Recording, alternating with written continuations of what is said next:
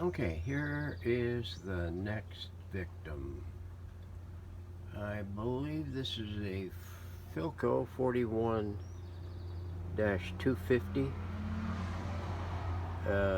It is a 3-band radio with push button pre-selects, and I believe it's a 7 tube. It is a slanted front radio, made in 1941. The cabinet's in pretty solid shape.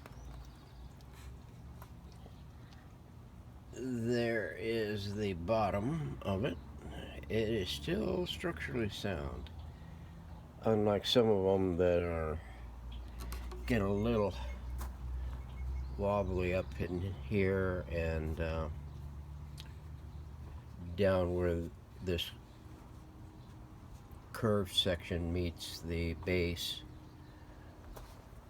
Let me turn this around and give you a look. Sorry for the shadows and the brightness and the glares and the reflections. I'm doing this at about 7 o'clock in the morning, and the sun is reeking right now. So hang on, let me turn this around. Okay, my mistake. It is an 8 tube. This has push-pull audio in it. An internal loop antenna that's comprised of solid wire. It does have a socket for external antenna adapter. It has its stickers still intact. Hopefully I can keep them that way. Speaker looks to be in pretty good shape. The bad thing I found with these is the audio transformer goes out in them. Pretty much. I think I've replaced 4 already in these particular 41-42 year sets. The tubes seem to hang on pretty good. I haven't had to put any audio power tubes in it, but usually it's usually the converter, an IF, or a pre-audio tube. It's very rarely ever a rectifier.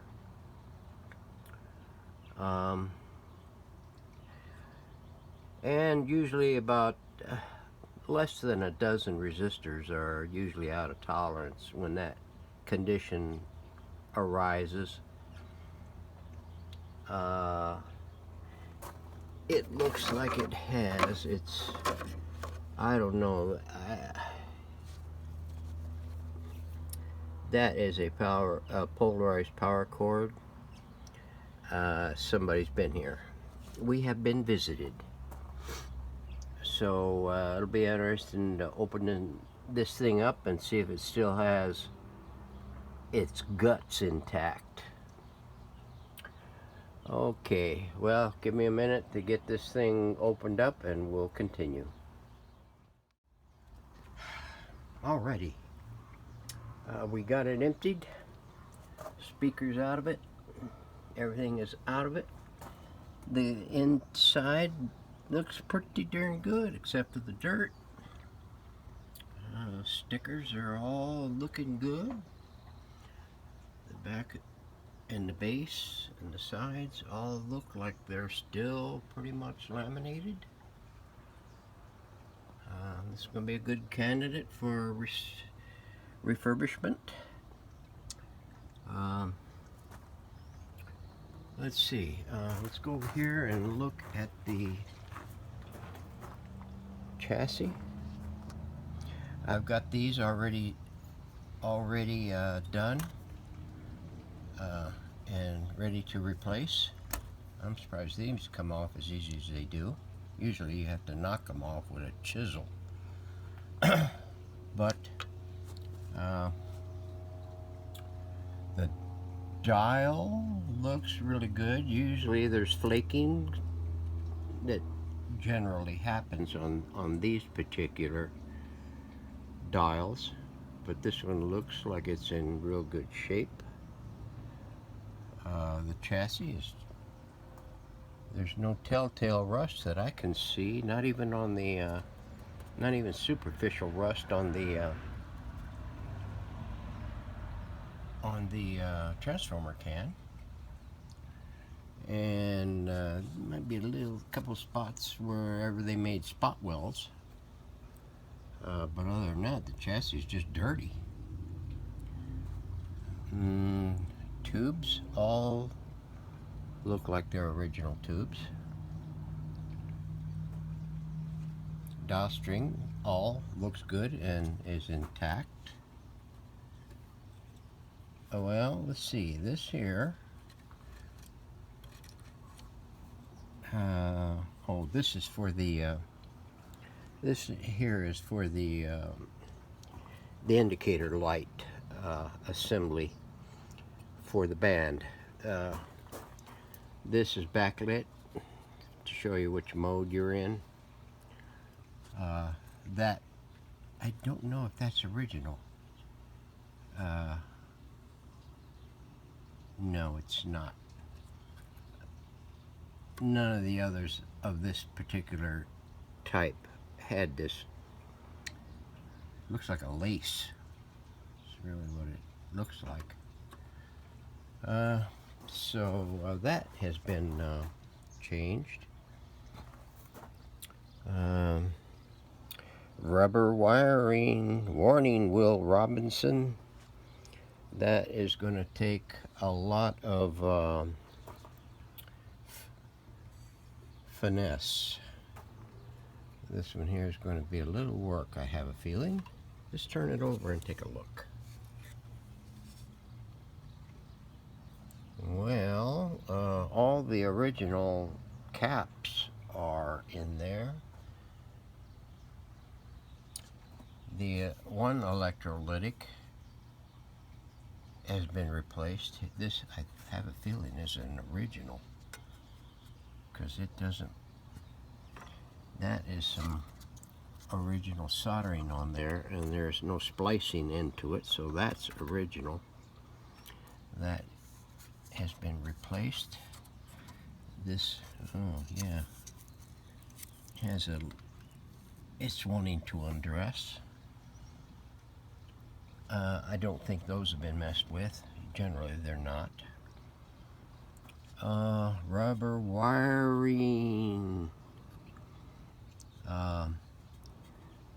This is going to be delicate surgery here.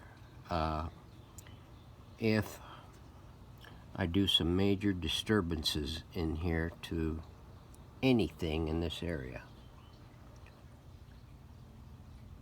So let's let those bulldogs sleep. I'm glad they did make connections in here to the push button assembly from the wafer switch with some stranded wire. Thank God for that. This is all stranded, and all that is stranded. But everything on the chassis is generally, anything that's not having to be tugged, pulled, wriggled, or whatever, is generally solid wiring, and it's rubberized insulation. So we'll be real careful with that. And generally, some of the wiring into the IF cans are rubber, but this doesn't look like it has the rubber wiring. Generally, the hot leads going in off the B plus are generally, I don't know why they made them rubber, but generally they are. Secondary, one or two of them are usually rubber. The speaker connection wiring is good shape, and the sockets all look good. So this one here is going to be a good candidate for a generally simple refurbishment. We'll strip down the cabinet. The can will come off, the tubes will come off, the tuner will come off, the dial backing and dial and all its associated assemblies will come off, and we'll do a thorough cleaning on it.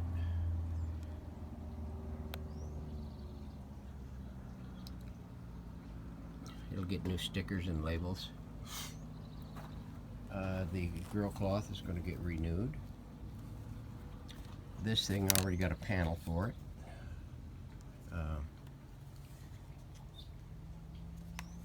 Generally these here are salvageable. Some are worse than this and they're still salvageable. Bad thing about it is this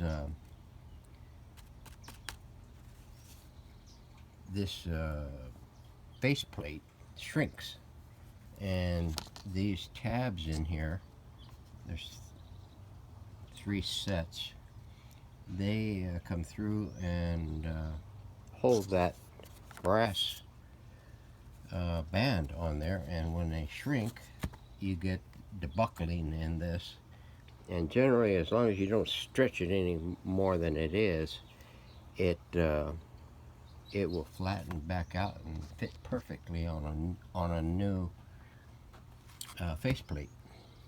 The speaker is in great shape. Since that, well, hopefully the field coil is still good. I have a feeling it will be. If anything goes, generally it's the audio transformer.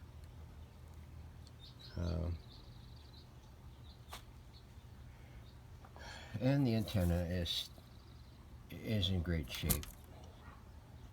So we're going to move this into the next phase, and we will keep you up to date.